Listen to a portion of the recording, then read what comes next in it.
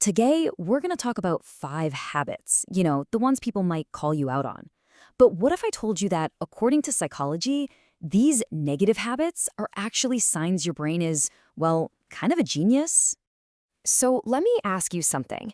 Do you ever feel like you're just too messy?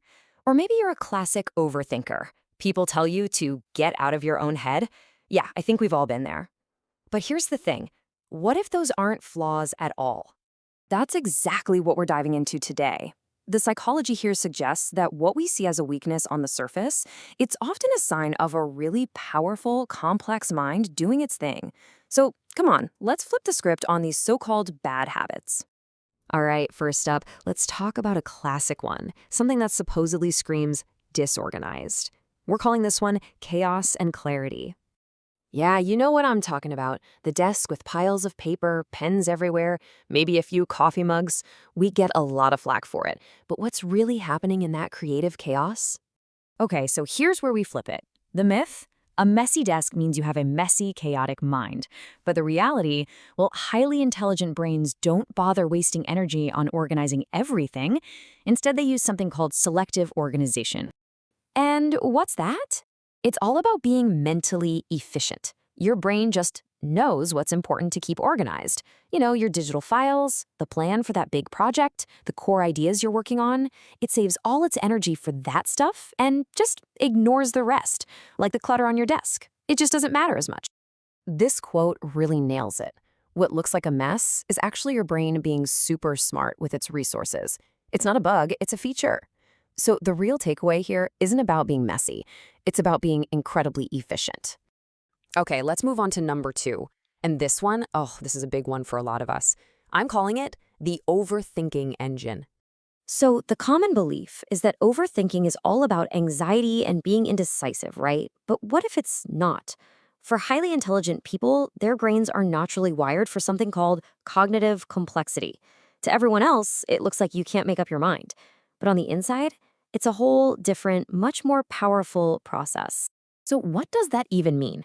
Well, a high-performance brain doesn't just skim the surface, no way. It's looking at a problem from every single angle, thinking through all the possibilities, and weighing consequences that most people would never even consider. Only then does it decide on the best path forward. See? It's not anxiety, it's incredibly deep analysis. And this ties right into something called counterfactual thinking. Sounds complicated, but it's really just the brain's amazing ability to play out all the what-if scenarios. It's not just idle daydreaming. It's like your brain is running simulations, stress-testing ideas to figure out the best move. It's a powerful strategic tool, definitely not a flaw. All right, number 3. This is one that gets so misunderstood, especially today when we're all supposed to be connected 24/7. We're talking about the power of solitude. Do you ever just need to be alone? Not because you're sad or mad, but because it's how you recharge your batteries. The world might label you as antisocial or lonely, but the reality is your brain needs that quiet time to do its best work. It's where you connect the dots, solve problems, and just hit the reset button. There's a term for this: independent cognitive processing. Basically, it just means your brain needs that quiet space to hit its peak performance. You're not actually trying to avoid people. You're trying to access a level of deep thought that, honestly, constant chatter just gets in the way of. And this quote just says it all. For a mind like yours, silence isn't empty.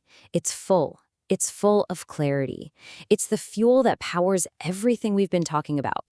Okay, let's talk about number 4. You know that feeling when your brain just refuses to switch off? Ever?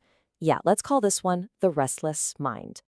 You're lying in bed. You're supposed to be relaxing, but your mind is busy replaying conversations from the day, planning for tomorrow, analyzing everything. It's so easy to just slap the anxiety label on that. But what if it's not anxiety at all? What if it's just your brain operating at a super high level? The key thing to get here is that this isn't a glitch. It's your brain's factory setting. It's constantly running because it's hardwired to find patterns, to solve puzzles, and to understand things on a deeper level. It's not a bug, it's high-level processing in action. And that brings us to our final point where we're going to tie all of this together. Let's crack your brain's hidden code. So let's break it down. All these things you thought were flaws, they're actually your features. That messiness, that's selective efficiency. The overthinking, that's cognitive complexity. Your need to be alone, that's for deep processing. And that restless mind, that's just high mental activity. And the fifth habit, the one that ties them all together, it's that constant questioning of everything. That's the engine of independent thinking. So here's what I want you to walk away with. These habits don't mean you're broken, not at all. They're signs, they're signals that your brain is just wired differently to process the world with more depth, more complexity, and more logic than most. So I'll leave you with this to think about.